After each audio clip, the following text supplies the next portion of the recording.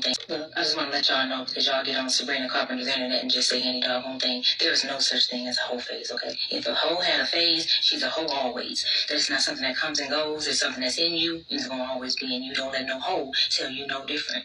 It is not a human, common, lived female experience to have to go through a whole phase. I ain't never been through no whole phase.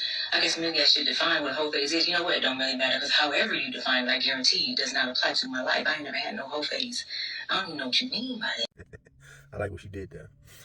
Basically, what she's trying to tell you is you cannot have a hoe phase and not still be a hoe afterwards. Why is this? You were designed to be with the first man that you get with. It's the only way that you'll actually ever be satisfied sexually, because if you have a man and he has an average, even if he has a below average, and it's the only man you ever been with, you think that's the best in the world. Well, no shit. What happens if you go out there and try some more? Well, you run into one that may be bigger than his. Best in the world ruined for you. You find one that may be better. Best in the world ruined for you. Put that in your pipe and smoke it. Now let's just understand this. All men are not created equal. The average man has about 6 inches or less. What happens when you reach that 1 out of 10 that happens to have more than 6 inches? Say 8.5, a large man.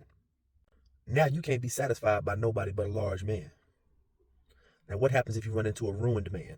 Somebody with a 10 or a 12. Oh, great Scott. Or like the record-holding porn star Long Dong Silver, a good 20 inches. That boy is good.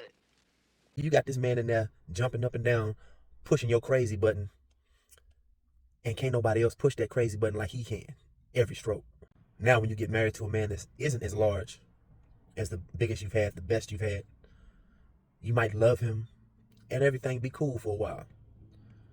But sooner or later, that craving for that, touching that spot is going to come along. Hey, he ain't lying. It's the type of situation, fellas, where you have where you hitting it from the back and she's talking about harder.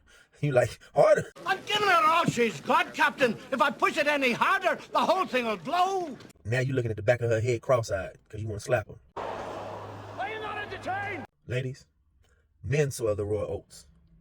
And the only reason that a man can soil his royal oats is because what he's typically going to find, unless a woman is completely ruined, is that each woman basically about feels the same. Might be a different temperature, wetness, or tightness. But for the most part, he's going to get the same feeling. He's out of line, but he's right. I know. Double standards. We hate those, don't we?